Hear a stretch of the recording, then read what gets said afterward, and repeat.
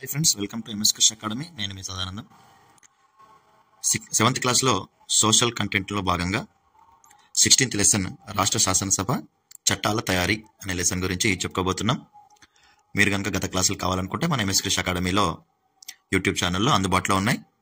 వెళ్ళి మీరు ప్రతిదీ కూడా చూడొచ్చు. ఉచితంగా ప్రామాణికమైన కంటెంట్ టెక్స్ట్ బుక్స్ ఆధారంగా మీకు అందించడం జరుగుతుంది. డిఎస్సి రాసే వాళ్ళందరూ టెట్ డిఎస్సికి సంబంధించిన పీడిఎఫ్ నోట్స్ కూడా మన వాట్సాప్ గ్రూప్లో ప్రొవైడ్ చేయడం జరుగుతుంది. కావాల్సిన వాళ్ళందరూ కూడా వాట్సాప్ గ్రూప్లో జాయిన్ అవ్వండి. అలాగే మన క్లాసులు కనుక మీకు నచ్చితే ఎంఎస్ కృష్ణ అకాడమీని లైక్ చేయండి, షేర్ చేయండి, అలాగే సబ్స్క్రైబ్ చేయడం మర్చిపోవద్దు. ఇక లేట్ చేయకుండా టాపిక్లోకి వెళ్ళిపోదాం. ఇక్కడ రాష్ట్ర శాసనసభ చట్టాల తయారీ అనే లెసన్ ఇచ్చాడు. ఫస్ట్ ఆఫ్ ఆల్, ఎవరికైనా ప్రభుత్వం ఏ విధంగా ఏర్పడుతుంది అనేది కాస్తంత బేసిక్ నాలెడ్జ్ కావాలి. సో ఆ బేసిక్ నాలెడ్జ్కి సంబంధించిన లెసన్ ఇది. ముందుగా, భారతదేశంలో అత్యున్నతమైన పదవి ఏంటిదంటే రాష్ట్రపతి. ఓకేనా? సో పర్ఫెక్ట్, మంచిగా మీకు క్లియర్గా ఆర్డర్ ప్రకారంగా చెప్తాను, ఈజీగా గుర్తుపెట్టుకోండి ఎవరైనా తెలియని వాళ్ళు. సో అత్యున్నతమైన పదవి రాష్ట్రపతి. ఓకేనా? సో రాష్ట్రపతి తర్వాత మనకు 2 సభలు ఉంటాయి. సో ఒకదాన్ని లోక్సభ అంటారు, రెండవ దాన్ని రాజ్యసభ అంటారు. ఈ లోక్సభలో ఉండే సభ్యులను ప్రజలు ప్రత్యక్షంగా ఎన్నికల ద్వారా ఎన్నుకుంటారు. లోక్సభలో రాజ్యసభలోని సభ్యులను రాష్ట్రాల శాసనసభల్లో ఉన్న ఎమ్మెల్యేలు మరియు లోక్సభలో ఉన్న సభ్యులు రాజ్యసభలో వాళ్ళను ఎన్నుకుంటారు. ఇక లోక్సభ విషయానికి వస్తే, లోక్సభలో ఉన్న వాళ్ళని మెంబర్ ఆఫ్ పార్లమెంట్ అంటారు, రాజ్యసభలో ఉన్న వాళ్ళని కూడా మెంబర్ ఆఫ్ పార్లమెంట్ అని అంటారు, ఎంపీలు. ఓకేనా?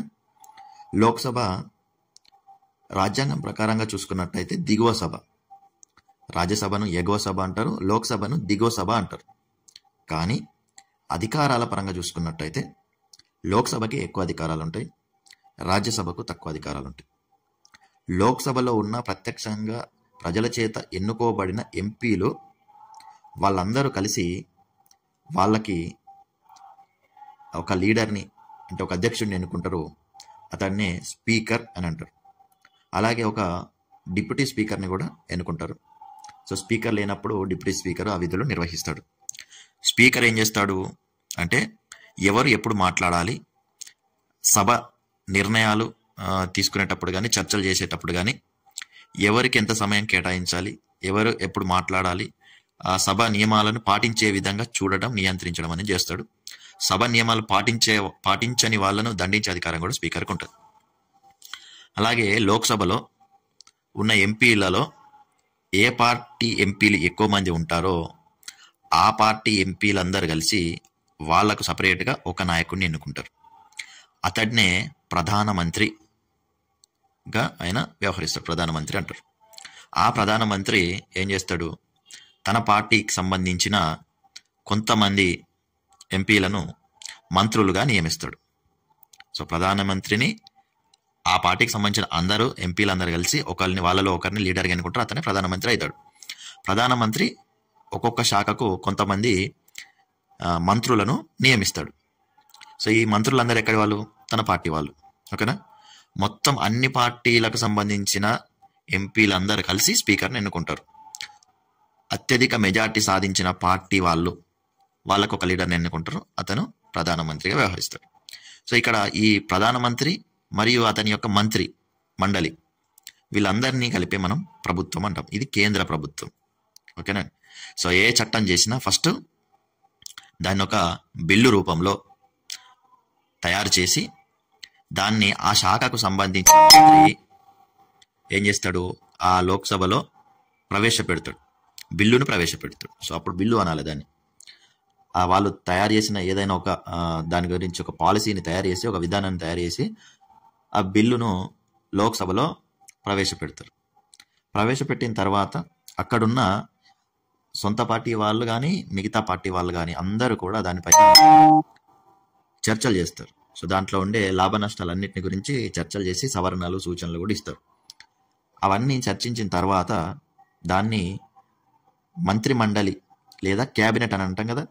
సో ఆ మంత్రి ప్రవేశపెట్టిన తర్వాత చర్చలు చేసిన తర్వాత అవన్నీ దానికి ఒక తుది రూపం తీసుకున్న తర్వాత ఆ బిల్లును మంత్రి మండలి ఆమోదిస్తుంది. ఫస్ట్ మంత్రి మండలి ఆమోదించింది అంటే ప్రధానమంత్రి ప్లస్ మిగతా మంత్రులందరూ కలిసి అంటే ప్రభుత్వం ఆమోదిస్తుంది అన్నట్టు. ఆమోదించిన తర్వాత మళ్ళీ దాన్ని లోక్సభలో ఓటింగ్ కోసం పెడతారు. సో ఆ ఓటింగ్లో పాల్గొన్న వాళ్ళందరూ దాదాపు సగం కంటే ఎక్కువ మంది దాన్ని అప్రూవ్ చేయాలి. సో అన్ని పార్టీల వాళ్ళందరూ, సొంత పార్టీ వాళ్ళు, అన్ని పార్టీల వాళ్ళందరూ కలిసి సగం కంటే ఎక్కువ మంది దాన్ని అప్రూవ్ చేయాలి. సో ఓటింగ్లో అది పాస్ అయితే దాన్ని రాజ్యసభకు పంపిస్తారు.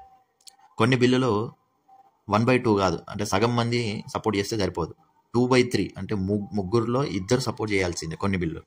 సో అట్లా ఉంటుంది. ఇక్కడ అందరూ మద్దతు ఇచ్చిన తర్వాత రాజ్యసభలోకి ప్రవేశపెడతారు.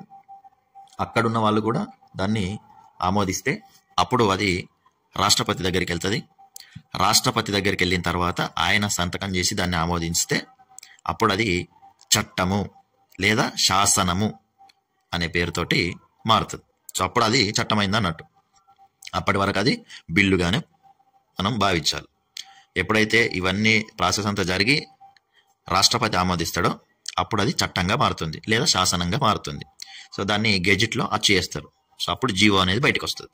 సో ఇది ఒక చట్టం, ఏదైనా ఇప్పుడు సమాచార హక్కు చట్టమో లేకపోతే రైట్ టు ఎడ్యుకేషన్ యాక్ట్, ఇట్లా మన అన్ని చట్టాల గురించి తెలుసు కదా. సో ప్రతి దాని గురించి ఒక చట్టం తీసుకొచ్చినప్పుడు వరకట్న నిషేధ చట్టమో లేకపోతే పోక్సో యాక్ట్, సో ఇట్లా చాలా రకాల చట్టాలన్నీ మనకు ఇవన్నీ కేంద్ర ప్రభుత్వము వాళ్ళ ఆధీనంలో ఉండే విషయాల గురించి కేంద్ర ప్రభుత్వం చట్టాలను చేస్తుంది. ఇప్పుడు మీకు కేంద్ర ప్రభుత్వం చట్టాలు ఎలా విధంగా చేస్తుంది అనేది అర్థమైతే యాజ్ ఇట్ ఈజ్గా రాష్ట్ర శాసనసభ కూడా ఎట్లా చట్టాలు చేస్తుంది అనేది చూస్తాం. అక్కడ ఇక్కడ same to same away rules ఉంటాయి. ఇక్కడ లోక్సభలో ఎంపీగా కావాలంటే 25 సంవత్సరాల వయసు ఉండాలి, అలాగే భారతీయ పౌరుడై ఉండాలి, కేంద్ర రాష్ట్ర ప్రభుత్వ ఉద్యోగాలలో ఉండకూడదు, ఎటువంటి ప్రభుత్వానికి సంబంధించిన పదవుల్లో ఉండకూడదు. ఇలా కొన్ని కండిషన్స్ అనేవి ఉంటాయి. రాజ్యసభకు అయితే 30 సంవత్సరాలు, అలాగే భారతీయ పౌరుడై ఉండాలి, రాజ్యాంగం చేత నిర్వచించబడిన ఇతర అర్హతలు కూడా కలిగి ఉండాలి. ప్రభుత్వ గవర్నమెంట్ ఉద్యోగాలలో మాత్రం ఉండకూడదు వీళ్ళు. సో ఈ విధంగా కేంద్ర ప్రభుత్వం అనేది నడుస్తుంది. అలాగే రాష్ట్ర ప్రభుత్వం వచ్చేసరికి అక్కడ రాష్ట్రపతి ప్లేస్లో ఇక్కడ గవర్నర్ ఉంటాడు, లోక్సభ ప్లేస్లో ఇక్కడ శాసనసభ ఉంటుంది, రాజ్యసభ ప్లేస్లో ఇక్కడ శాసన మండలి ఉంటుంది. ఓకేనా. ఇప్పుడు రాష్ట్రం యొక్క ఆర్డర్ చూసుకున్నట్టయితే రాష్ట్రంలో అత్యున్నతమైన పదవి గవర్నరు. గవర్నర్ కింద 2 సభలు, ఒకదాన్ని శాసనసభ అంటారు, ఇంకోదాన్ని శాసన మండలి అంటారు. శాసనసభను విధానసభ అని కూడా అనొచ్చు, శాసన మండలిని విధాన మండలి అని కూడా అనొచ్చు. ఇక ఈ శాసనసభలో ఉండే వాళ్ళను ఎమ్మెల్యేలు అంటారు. ఓకేనా. మెంబర్ ఆఫ్ లెజిస్లేటివ్ అసెంబ్లీ ఎమ్మెల్యేలు అంటారు. శాసన మండలిలో ఉండే వాళ్ళను ఎమ్మెల్సీలు అంటారు. ఎమ్మెల్సీ అంటే శాసన మండలి సభ్యులు, ఎమ్మెల్యేలు అంటే శాసన సభలో ఉండే సభ్యులు. శాసనసభకు ఎన్నికయ్యే వ్యక్తులు ఎమ్మెల్యేలు, వాళ్ళను ప్రజలే ప్రత్యక్షంగా ఎన్నుకుంటారు ఓట్ల ద్వారా, ఎలక్షన్స్ ద్వారా. సో ఇక్కడ చట్టాన్ని తయారు చేసేది శాసనసభలే. ఓకేనండి. సో ఆమోదించాల్సింది మాత్రం 2 సభలు ఆమోదించాలి, తర్వాత గవర్నర్ పోతుంది, గవర్నర్ కూడా ఆమోదించాలి. అక్కడనేమో కేంద్ర ప్రభుత్వంలోనేమో లోక్సభ తయారు చేస్తుంది చట్టాలు, రాష్ట్ర ప్రభుత్వంలోనేమో శాసనసభ తయారు చేస్తుంది చట్టాలు. సో శాసనసభలో ఉన్న వాళ్ళందరూ తయారు చేస్తారు. ఇక్కడ ఇప్పుడు టాపిక్లోకి వెళ్ళిపోదాం. చూడండి, ఇక్కడ మన తెలంగాణ అసెంబ్లీ భవనం ఇచ్చింది. ఇక్కడ బహిరంగ ప్రదేశాల్లో పొగ తాగడాన్ని నిషేధించే ఒక బిల్లును తయారు చేస్తుంటే కొంతమంది ఆపోజిషన్లు రైతులు కిల్లీలదారులమైన ప్రభావం పడుతుందన్నారు. లేదు సిగరెట్లు ఇవి ఆరోగ్యం పైన దుష్ప్రభావం చూపిస్తుంది, కాబట్టి మనం ఖచ్చితంగా దీన్ని ఆపాల్సిందే బహిరంగ ప్రదేశాలు అని చెప్పేసి ఒక చట్టం చేసిళ్ళు. సో దీంట్లో ఉల్లంఘించిన వారికి 100 రూపాయలు జరిమానా, రెండో తప్పుకు 200, 500 జరిమానా వరకు విధించవచ్చు. ఇట్లా ఒక చట్టం చేసిళ్ళు అనేది ఒక ఎగ్జాంపుల్ ఇచ్చారు. సో ఇట్లా చట్టాలని అనేది తయారు చేసేటప్పుడు వాదోపవాదాలు అనేవి జరుగుతాయి. ప్రతి రాష్ట్రంలో చట్టసభలు ఏర్పాటు చేసుకోవడానికి భారత రాజ్యాంగం అనేది వీలు కల్పించింది. గవర్నర్ ఉంటాడు. ప్రతి రాష్ట్రంలో 1 సభ లేదా 2 సభలు ఉండొచ్చు. సో అంటే శాసనసభ, శాసన మండలి 2 ఉండొచ్చు. కొన్నిట్లలో కేవలం శాసనసభ మాత్రమే ఉంటుంది. ప్రత్యక్షంగా ఎన్నుకున్నవి మాత్రమే ఉంటాయి, కొన్ని కూడా ఉంటాయి. ఇక్కడ ఉభయ సభలు అంటే 2 సభలు, ఉభయ అంటే 2 అన్నట్టు. దిగువ సభను శాసనసభ అని, ఎగువ సభను శాసన మండలి అని అంటారు. మనము అక్కడ పార్లమెంటు గురించి చర్చించుకున్నప్పుడు ఎట్లా వచ్చిందో అది ఇక్కడ కూడా సేమ్. సో మామూలుగా అధికారాల పరంగా అయితే శాసనసభ ఎక్కువ అధికారాలు, కానీ దాన్ని దిగువ సభ అంటారు. శాసన మండలినే ఎగువ సభ అని అంటారు. సో ప్రస్తుతం కొన్ని రాష్ట్రాలలో 2 సభలు అనేటివి ఉన్నాయి. సో శాసనసభ ఏం చేస్తుందో మనం చెప్పుకున్నాం కదా. రాష్ట్ర శాసన సభ్యులను ప్రత్యక్షంగా ఎన్నికల ద్వారా ఎన్నుకుంటారు. సో ఇది ప్రతి 5 సంవత్సరాలకు, అక్కడ పార్లమెంటు లోక్సభ అయినా ఇక్కడ శాసనసభ అయినా 5 సంవత్సరాలకు ఒకసారి ఎంపీలకు ఎమ్మెల్యేలకు ఎలక్షన్స్ జరుగుతాయి. రాజ్యసభకు 6 సంవత్సరాలు, ఇక్కడ శాసన మండలికి కూడా 6 సంవత్సరాలకు ఒకసారి జరుగుతాయి. అంటే 6 సంవత్సరాలు వాళ్ళ పదవిలో ఉంటారు అన్నట్టు. ఇక రాష్ట్ర శాసనసభను 5 సంవత్సరాల వరకు నడుపుతారు. ఒకవేళ ఆ ప్రభుత్వాన్ని రద్దు చేయాలనుకుంటే గవర్నర్ ముందైనా కూడా రద్దు చేయవచ్చు. లేదా ఒక్కొక్కసారి జాతీయ అత్యవసర పరిస్థితులు, ఎమర్జెన్సీ పీరియడ్ అంటాం కదా, అటువంటి పరిస్థితులు వచ్చినప్పుడు దీన్ని 1 సంవత్సరం వరకు గవర్నమెంట్ని పొడిగించవచ్చు. అంటే 5 సంవత్సరాలు ఉండాల్సిన ముఖ్యమంత్రి 6 సంవత్సరాల వరకు కూడా ఉండవచ్చు. సో జాతీయ అత్యవసర పరిస్థితి వచ్చినప్పుడు పార్లమెంటు ఆ రాష్ట్రంలో పొడిగించవచ్చు. రాష్ట్ర శాసనసభను పార్లమెంటు అంటే కేంద్ర ప్రభుత్వం 1 సంవత్సరం పొడిగించి తర్వాత నెక్స్ట్ ఇయర్ ఎలక్షన్స్ పెట్టాయి చెప్పవచ్చు. సో ఇట్లా పెంచి తగ్గించుకునే అవకాశం కూడా ఉన్నది. రాష్ట్ర శాసనసభ అంటే ఎమ్మెల్యేలందరూ ఖచ్చితంగా 1 సంవత్సరంలో 6 నెలలకు మించకుండా సమావేశం అవ్వాలి. సో 6 నెలలు దాటద్దు, 6 నెలల లోపల ఖచ్చితంగా ఒకసారి సమావేశం అవ్వాలి. సో మినిమం 2 సార్లు అయినా కావాలి, సంవత్సరంలో మినిమం 2 సార్లు అయినా సమావేశాలు జరగాలన్నట్టు. ఎవరు? ఎమ్మెల్యేలు శాసనసభలో. ఓకేనా. ఇక్కడ మనకు తెలంగాణ రాష్ట్రంలో ఉన్న శాసన సభ నియోజకవర్గాలను ఇవ్వడం జరిగింది. సో ఇక్కడ రెడ్ కలర్లో ఇట్లా విభజించున్నాయి కానీ, సో ఇవన్నీ మనకు శాసన సభ నియోజకవర్గాలు అన్నట్టు. సో శాసనసభ నియోజకవర్గాలు మరి ఎట్లా చేస్తారంటే జనాభా ఆధారంగా చేస్తారు. అంటే ఎక్కడైతే జనాభా ఎక్కువ ఉంటారో ఆ రాష్ట్రంలో శాసనసభ నియోజకవర్గాలు ఎక్కువ ఉంటాయి. సో తెలంగాణలో ఉభయ సభలు అంటే 2 సభలు ఉన్నాయి కదా. సో శాసనసభ అలాగే శాసన మండలి. సో ఈ 2 సభలు ఉన్నాయి. శాసనసభ శాసనసభ్యుడు అంటారు, ఎమ్మెల్యే అంటారు. ఇవన్నీ మనం చెప్పుకున్నాం ఇంతకుముందే. ఓకేనా. శాసనసభ నియోజకవర్గంలో దాదాపుగా యావరేజ్గా ఎంతమంది ఉన్నారు ఇప్పుడు మన తెలంగాణ అంటే 1,70,000 మంది ఉన్నారు యావరేజ్గా. అంటే డిఫరెంట్ ఉంటాయి కానీ యావరేజ్గా చెప్పండి ఇక్కడ. సో మన రాష్ట్రంలో 119 నియోజకవర్గాలు ఉన్నాయి, ఎమ్మెల్యే నియోజకవర్గాలు. కాబట్టి 119 మంది ఎమ్మెల్యేలు ఉంటారు. 18 ఇయర్స్ దాటిన వాళ్ళందరికీ కూడా ఓటు హక్కు అనేది ఉన్నది. సో ఇక్కడ శాసనసభకు ఎన్నిక కావాలంటే 25 ఇయర్స్ ఉండాలి. కేంద్ర రాష్ట్ర ప్రభుత్వాలలో ఎటువంటి పదవులలో కూడా ఉండకూడదు. భారతీయ పౌరుడై ఉండాలి. ఈ పోటీ చేయడానికి ఏదైనా పార్టీ యొక్క సపోర్ట్ తీసుకోవచ్చు, లేదా స్వతంత్రంగా కూడా పోటీ చేయొచ్చు. సో వాళ్ళను స్వతంత్ర సభ్యులు అని కూడా అంటారు. సో అట్లా మనము పోటీ చేసేటప్పుడు స్వతంత్ర అభ్యర్థులు కూడా నిల్చుంటారు. శాసన సభ ఎన్నికలు అంటే అసెంబ్లీ ఎలక్షన్స్ జరిగేటప్పుడు ఒక రాష్ట్రంలో రాజకీయ పక్షాలు అనేవి ప్రధానమైన పాత్ర పోషిస్తాయి. రాజకీయ పార్టీలే దాదాపు గెలుస్తూ ఉంటాయి. స్వతంత్రులందరూ కలిసి ఎప్పుడు గెలవరు. సో రాజకీయ కొంతమంది వాళ్ళ అభ్యర్థులను నిల్చోబెడతాయి. సో వాళ్ళందరూ కలిసి ఒక ఎలక్షన్ మేనిఫెస్టోని కూడా తయారు చేసుకుంటారు. సో ఆ ఎన్నికల ప్రణాళిక పత్రం అంటే ఎలక్షన్ మేనిఫెస్టోలో వాళ్ళు గెలిస్తే ఏం చేస్తారు అనేటి హామీలు అనేటివి ఉంటాయి అన్నట్టు. సో ఈ విధంగా ఎలక్షన్స్ జరిపేటప్పుడు కూడా చూడండి, కొన్ని రూరల్ ఏరియాస్లో ఏ విధంగా వెళ్తున్నారు ఎలక్షన్ జరిపించడానికి. వీళ్ళందరూ టీచర్సే, ఓకేనండి. సో టీచర్స్ వెళ్ళి ఎలక్షన్స్ నిర్వహిస్తూ ఉంటారు.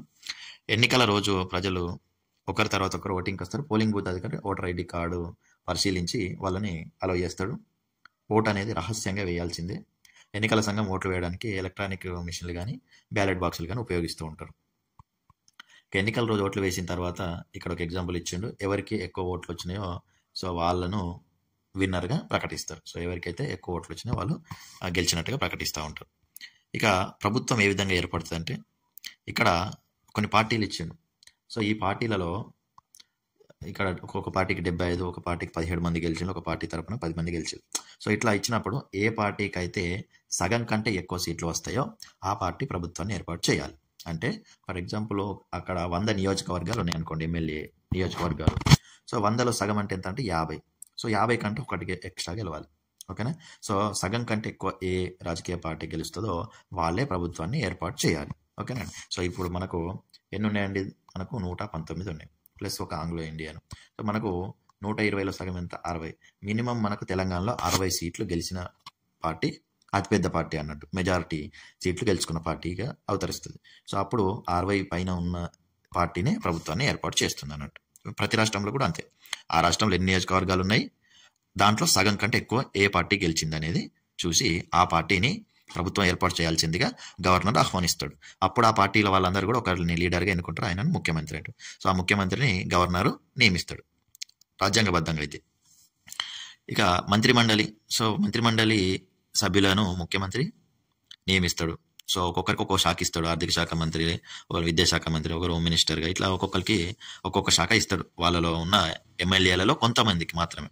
సో 119లో ఇప్పుడు 60 మంది గెలిచిన 60లో ఒక 15 మంది 12 మంది అట్లా వాళ్ళ ఎఫిషియన్సీని బట్టి తీసుకొని వాళ్ళకు మంత్రి పదవులు అనేవి ఇస్తాడు.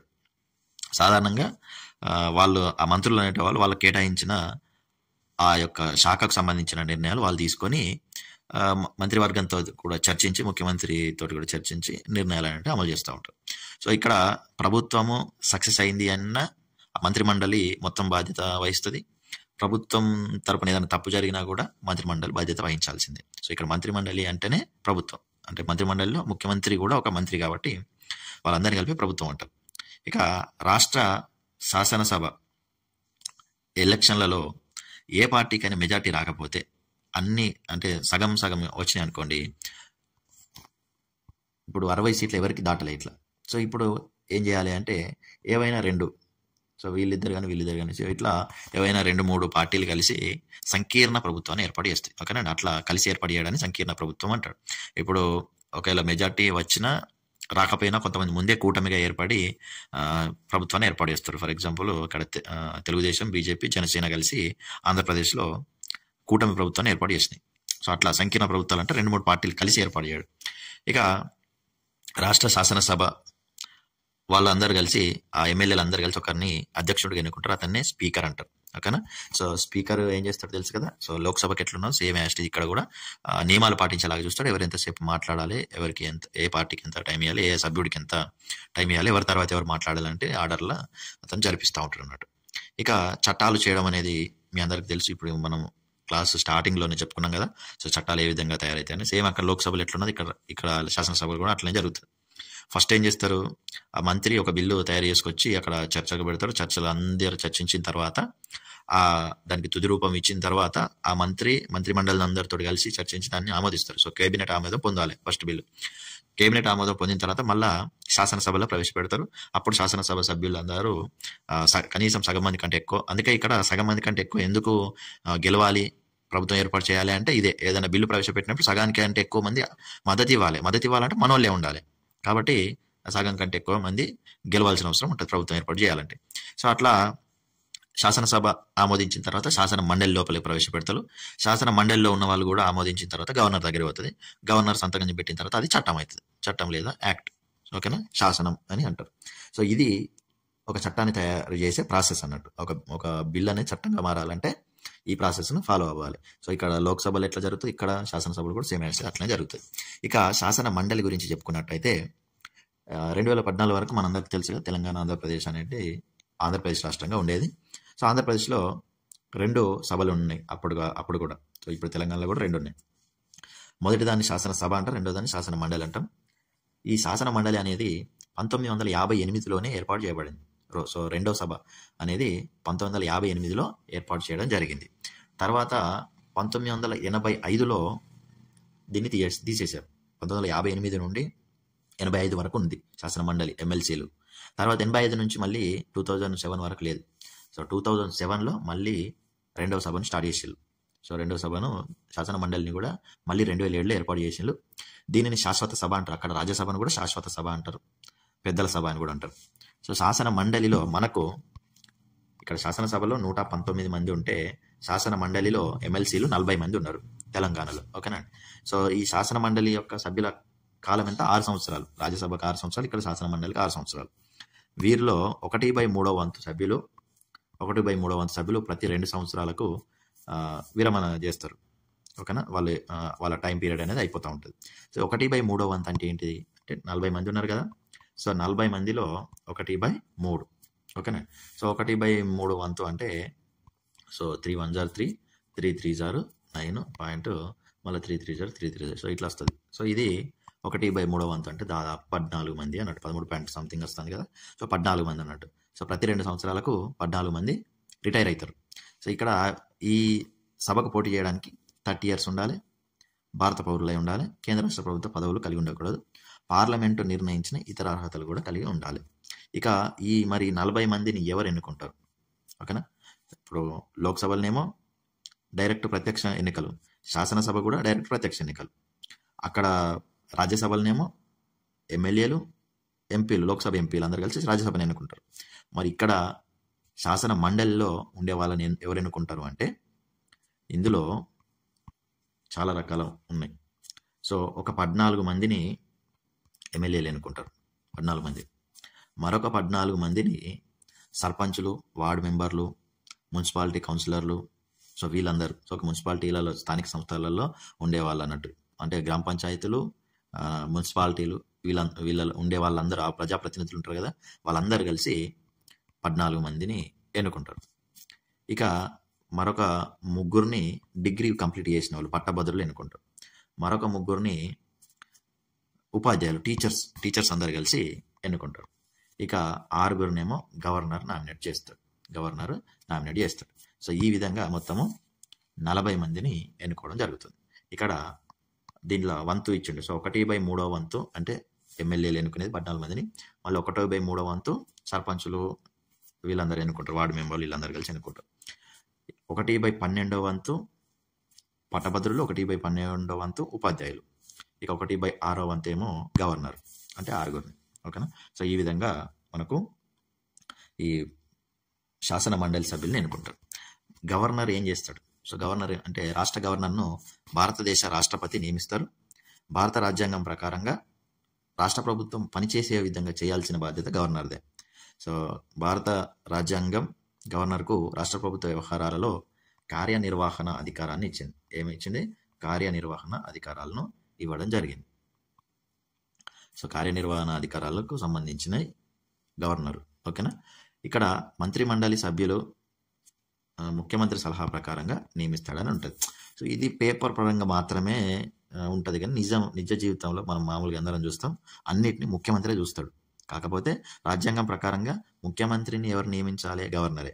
అంటే అపాయింట్ చేసినట్టు సంతకం పెట్టాలి, అంతేగాని వాళ్ళేం నియమించరు, కానీ గవర్నరే నియమించాలి రాజ్యాంగం ప్రకారం. అయితే మంత్రిమండలి సభ్యులను కూడా ముఖ్యమంత్రి సలహాతోటి గవర్నరే నియమిస్తాడు. సో సంతకం పెట్టేది మాత్రం లాస్ట్కు గవర్నరే, చేసేదంతా ముఖ్యమంత్రులు చేస్తారు, కానీ లాస్ట్కి సంతకం ఇతని మంత్రి అని ముఖ్యమంత్రి చెప్తే దాన్ని ఓకే చేయాల్సింది గవర్నర్ అన్నట్టు. సో ఇదంతా పేపర్ వర్క్. సో మనం కూడా రాజ్యాంగం ప్రకారం పేపర్లోనే గుర్తుపెట్టుకోవాలి.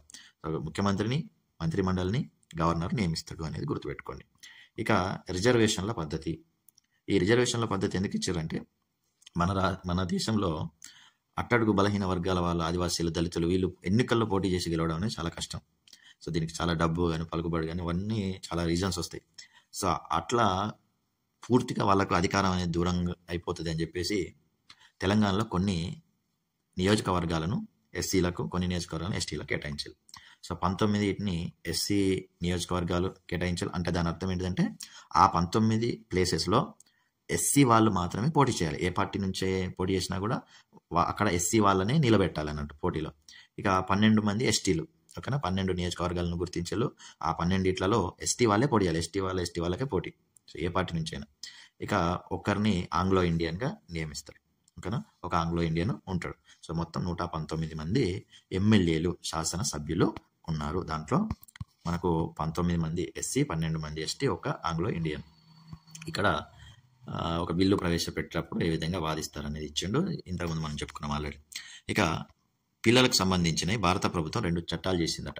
సో ఇప్పుడు చట్టం ఏ విధంగా ఆమోద పొందుతుంది, ఏం ప్రాసెస్ అనేది చెప్పుకున్నాం కదా.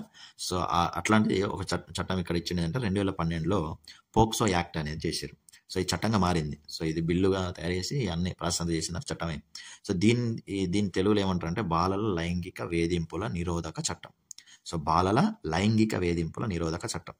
సో బాలల్ని, సో ఇక్కడ ప్రతి విషయం కూడా ఈ చట్టంలో ఉంటుంది. వాళ్ళ లైంగికంగా వేధింపులకు గురి చేస్తే, గుడ్ టచ్, బ్యాడ్ టచ్ దగ్గర నుంచి అత్యాచారం, సో అట్లాంటి విషయాల వరకు కూడా ప్రతి విషయం కూడా దీంట్లో దేనికి ఏ శిక్ష విధించాలి, దేని నేరము, ఏది నేరం కాదు అనేది కూడా ఈ చట్టంలో ఉంటుంది. సో ఇది బాలలకు సంక్షేమాన్ని భద్రతను కల్పించడానికి 2012లో తీసుకురావడం జరిగింది పోక్సో యాక్ట్.